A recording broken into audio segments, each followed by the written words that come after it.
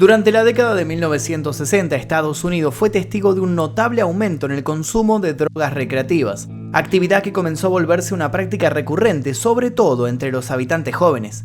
Sustancias como el LSD, la marihuana y la cocaína proliferaban sin control. Y también comenzaban a proliferar las demandas al gobierno. Debían establecer de manera urgente un control sobre el uso y la distribución de drogas. Al mismo tiempo, el tráfico internacional de estas, con rutas clave provenientes de América Latina y Asia, no hacía más que exacerbar la ya latente necesidad de tomar medidas. Medidas que en ese entonces eran insuficientes y dispersas, con regulaciones separadas para distintas sustancias y sin un sistema unificado.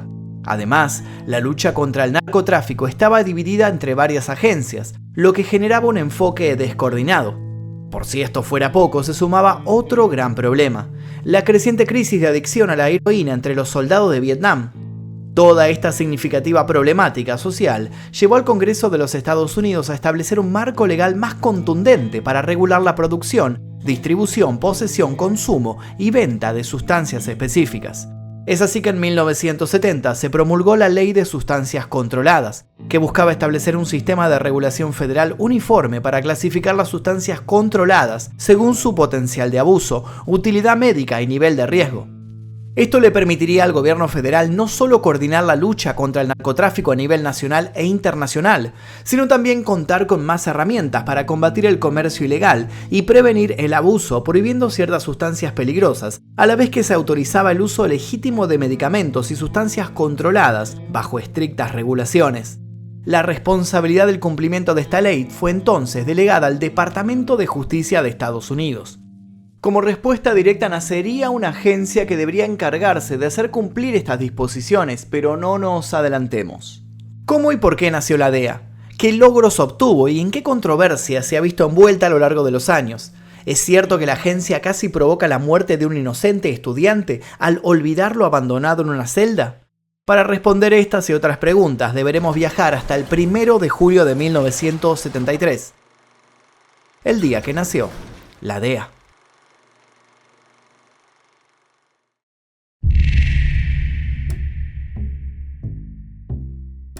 En 1898, tras la Guerra Hispanoamericana, Estados Unidos adquirió colonias de España como las Filipinas.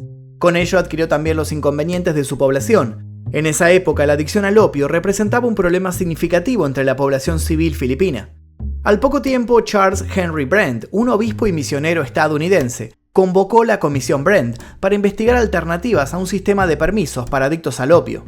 A pesar del apoyo del entonces gobernador estadounidense William Taft a esta política, Brent finalmente la rechazó por razones morales. La comisión recomendó que los narcóticos estuvieran bajo control internacional. Esta propuesta fue respaldada por el Departamento de Estado de Estados Unidos y en 1906 el entonces presidente americano Theodore Roosevelt organizó la Comisión Internacional del Opio en Shanghái, que se celebró en febrero de 1909. Esto fue seguido por una segunda conferencia en La Haya en mayo de 1911 y resultó en la Convención Internacional del Opio de 1912, el primer tratado internacional de control de drogas. 2 años después, en 1914, nació en Estados Unidos la primera ley de drogas significativa, la Ley de Impuestos sobre Narcóticos de Harrison. Esta ley marcó un hito en la regulación de sustancias controladas y se centró principalmente en el control y la recaudación de impuestos sobre el comercio de narcóticos como el opio y productos de coca. Aunque existía un problema: si bien la distribución y el uso de sustancias como la cocaína eran ilegales, tanto las empresas como los individuos registrados podían seguir distribuyéndola y vendiéndola legalmente. Esto, por supuesto, terminaba por restringir el control de la distribución de drogas a aquellos vendedores con fuerte influencia política dentro de la industria médica. Para 1937, la Ley de Impuestos sobre la Marihuana impuso restricciones y un sistema de impuestos sobre esta droga, criminalizando su uso. Al año siguiente, la Ley de Alimentos, Medicamentos y Cosméticos reguló ciertas sustancias en términos de su seguridad y eficacia, aunque no ofrecía un enfoque integral que abarcara todas las drogas. Estos ejemplos de regulación temprana se quedaban cortos y resultaban, en consecuencia, ineficaces.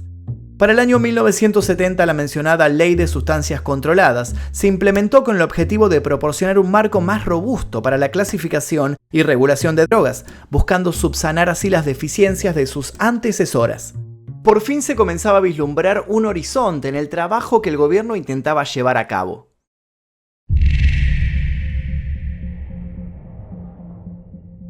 Lo primero que hizo la ley de sustancias controladas fue separar las drogas en diversas listas.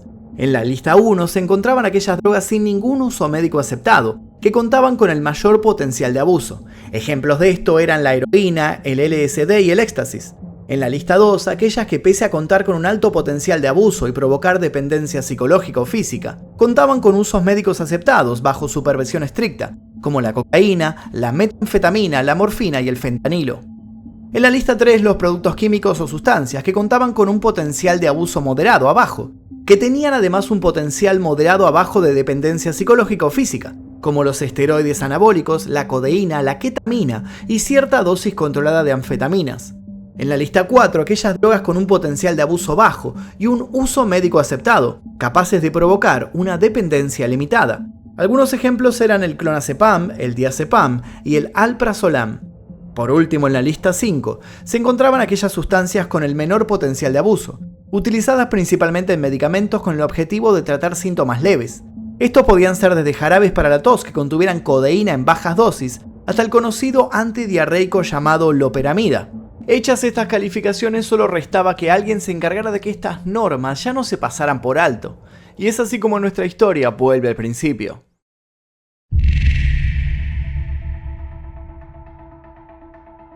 El entonces presidente Richard Nixon había declarado el abuso de drogas como el enemigo número 1 de la vida estadounidense. Y en el año 1973, como parte de una estrategia para lo que había denominado Guerra contra las Drogas, presentó una iniciativa. El llamado Plan de Reorganización número 2 de 1973 buscaba reorganizar varias agencias gubernamentales relacionadas con el control de sustancias y el crimen. Para ello se propuso la creación de una única agencia federal encargada de hacer cumplir las leyes relacionadas con las drogas y de coordinar la actividad del gobierno en relación con estas. El Congreso apoyó esta iniciativa, lo que llevó a la fusión de la Oficina de Narcóticos y Drogas Peligrosas con la Oficina de Aplicación de la Ley de Abuso de Drogas, así como la integración de aproximadamente 600 agentes especiales de la Oficina de Aduanas, el Servicio de Agencias de Aduanas y otras entidades federales. De esta forma finalmente nació la Administración para el Control de Drogas, mejor conocida como DEA por sus siglas en inglés. La nueva agencia, además de cumplir la ley de sustancias controladas, tenía la responsabilidad de recomendar y respaldar programas no relacionados con la aplicación de la ley, con el objetivo de reducir la disponibilidad de drogas en los mercados.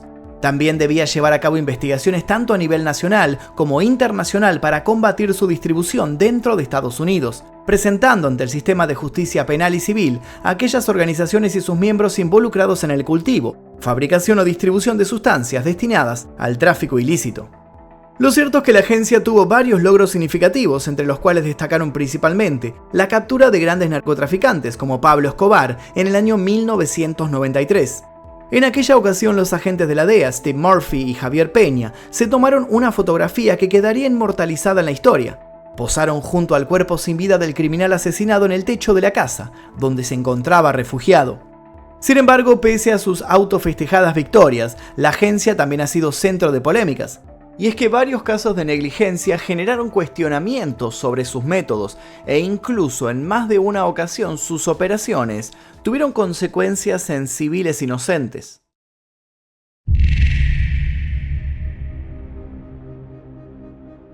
En abril de 2012, el estudiante Daniel Chong, de 23 años, fue detenido y trasladado a una oficina de la DEA durante un allanamiento realizado por la agencia. Luego de ser sometido a un interrogatorio, los oficiales le garantizaron que no estaba acusado de ningún delito. Incluso para mayor tranquilidad del joven, le aseguraron que sencillamente había estado en el lugar equivocado, en el momento equivocado. Para alivio de Chong, esto significaba que debía ser rápidamente liberado. Pero la realidad resultaría ser muy distinta. Y muy pronto la promesa de una liberación quedaría como el estudiante en el olvido. Tras ser esposado y encerrado en una celda de detención sin ventanas ni luces, el joven no tardó mucho tiempo en detectar que algo no marchaba bien, profiriendo gritos de auxilio a los que nadie acudía. Pasaron las horas, luego los días. Chong pronto comenzó a sentir los efectos del hambre y a alucinar a causa de la sed. En determinado momento llegó a tomar una decisión drástica para intentar garantizar su supervivencia: beber su propia orina. Incluso para mantenerse despierto ingirió algunas metanfetaminas que encontró en la propia celda. Con el correr del tiempo, su sufrimiento se había vuelto tan intenso que llegó a límites aún más extremos para ponerle fin.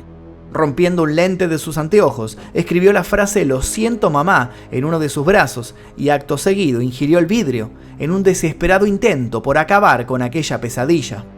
Chong permaneció olvidado en su celda un total de 5 días. Cuando finalmente lo encontraron, el panorama era crítico. El joven estudiante se encontraba en un estado de deshidratación extrema, con fallos renales y un pulmón perforado a causa del vidrio ingerido. Con ese cuadro fue trasladado inmediatamente al hospital, en donde permaneció internado en terapia intensiva durante varios días. Rápidamente la DEA fue acusada de intentar encubrir el incidente. En posteriores declaraciones asegurarían estar profundamente preocupados por lo sucedido, garantizando haber ordenado una revisión exhaustiva de sus políticas y procedimientos. El estudiante logró sobrevivir y presentó una demanda contra la agencia, argumentando que el trato recibido equivalía a una tortura según la ley y solicitando una compensación por su dolor y sufrimiento en concepto de daños y perjuicios. Además, exigió que se le cubrieran futuros tratamientos médicos y psiquiátricos, así como la pérdida de ingresos a largo plazo. En agosto del 2013 finalmente la demanda fue resuelta.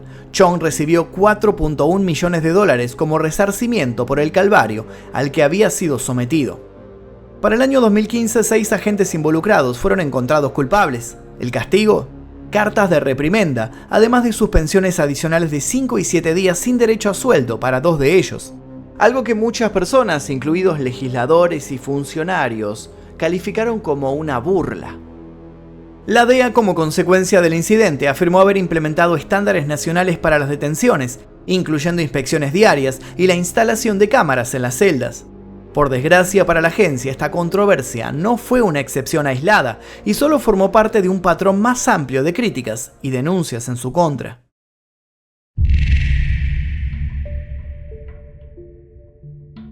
La DEA ha sido fuertemente criticada por imponer restricciones severas a ciertos medicamentos que para los expertos en farmacología y medicina tienen aplicaciones terapéuticas.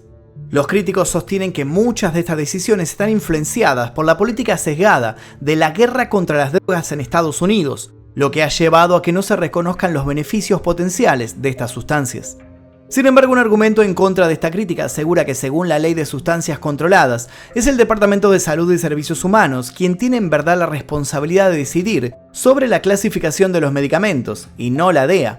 ¿Qué significa esto? Que ninguno puede ser clasificado si el Secretario de Salud y Servicios Humanos no lo aprueba, ya sea por razones científicas o médicas. Un medicamento no puede ser puesto en la ya mencionada lista 1, la más restrictiva de las categorías, si se determina que tiene un uso médico aceptado. Por su parte, en el ensayo titulado "La ciencia y el fin de la prohibición de la marihuana", el reconocido activista por los derechos de la marihuana, John Gottman, señala que la DEA se utiliza en verdad como un chivo expiatorio para desviar la atención de quienes realmente toman las decisiones. Y pese a las críticas que enfrenta la agencia, el director de la Oficina de Política Nacional de Control de Drogas, Gottman, señala al Departamento de Salud y Servicios Humanos como el verdadero responsable de la prohibición de la marihuana. Aún así, la DEA continúa siendo blanco de fuertes críticas por continuar oponiéndose a eliminar el cannabis de la lista 1, incluso cuando esta droga tiene una aceptación mayoritaria en la comunidad médica para tratar numerosas enfermedades. Existen voces críticas que directamente cuestionan la existencia misma de la DEA, argumentando que tanto la agencia como la guerra contra las drogas atentan contra las libertades civiles y muchas veces se benefician tras aliarse y negociar con laboratorios privados. Estas opiniones sostienen que las personas deberían tener plena libertad de ingerir cualquier sustancia con el motivo que deseen, especialmente considerando que drogas como el alcohol y el tabaco son fuertemente adictivas y se encuentran legalizadas. Además, la DEA enfrenta cuestionamientos por enfocarse sobre todo en operaciones donde puede confiscar grandes cantidades de dinero. Un ejemplo de esto es el tráfico organizado de marihuana a través de las fronteras. Si bien algunas personas argumentan que considerando el nivel de peligrosidad, la DEA debería enfocarse en la cocaína, hay quienes sugieren que la agencia debería concentrarse más en los opioides recetados que se usan recreativamente. Para muchos, esta es la vía que lleva a los usuarios a pasar a sustancias como la heroína. También se le critica a la DEA el énfasis que realizan la criminalización del uso de drogas, en contraposición con el escaso enfoque en políticas relacionadas con la salud pública, que brinden una prevención y tratamientos para las adicciones. Existen además críticas hacia la agencia por su filosofía sobre la prohibición total de las drogas, su enfoque punitivo que refuerza los estigmas asociados a las adicciones La falta de transparencia en sus operaciones, la militarización de la policía, la colaboración con fuerzas armadas de otros países que intensifican la inseguridad en ciertas regiones y los casos de corrupción e incluso de complicidad con ciertas figuras del narcotráfico. Sin ir más lejos, el gobierno de Venezuela ha acusado a la DEA de colaborar con narcotraficantes, llegando a cancelar cualquier cooperación con la agencia. Además, ha sido acusada de permitirles el asilo político a nicaragüenses como el famoso Oscar Danilo Blandón, a pesar del pleno conocimiento sobre su implicación en el tráfico de cocaína. El atropello a los derechos humanos no se queda atrás. Son muchas las acusaciones de delitos por parte de la DEA, en operaciones en el extranjero, sobre todo en la América Latina, donde se han reportado abusos y muertes de civiles. Además, se denuncia el racismo sistemático en las políticas de drogas y su aplicación, que impactan de forma desproporcionada en aquellas comunidades racializadas. Por si todo esto fuera poco, los críticos argumentan que la tan exaltada guerra contra las drogas es en realidad un rotundo fracaso. Si bien se le reconocen logros, después de gastar miles de millones de dólares y perder decenas de miles de vidas, afirman que el resultado es negativo. Claro está, la postura de la agencia es antagónica.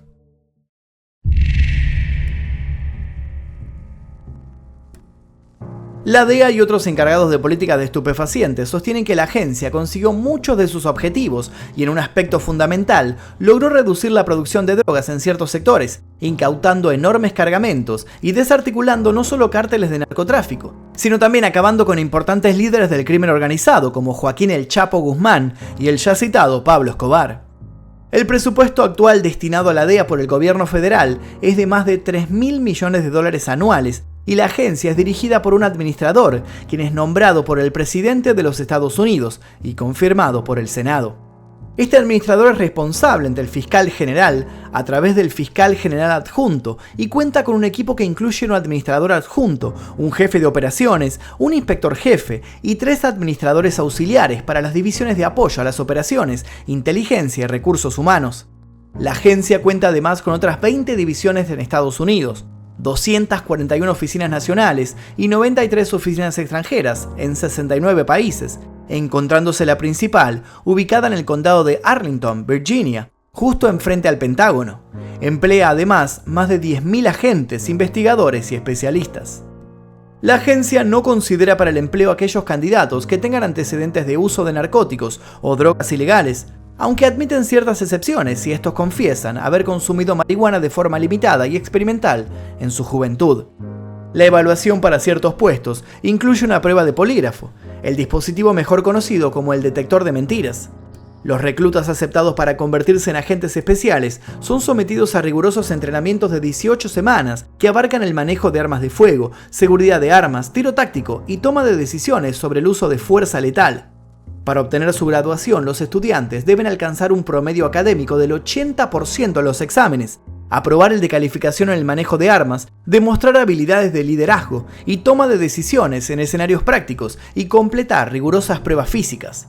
En 2015, la División de Operaciones Especiales de la agencia fue objeto de investigación tras revelar que había estado recopilando metadatos de todas las llamadas telefónicas realizadas por estadounidenses a 116 países asociados al narcotráfico.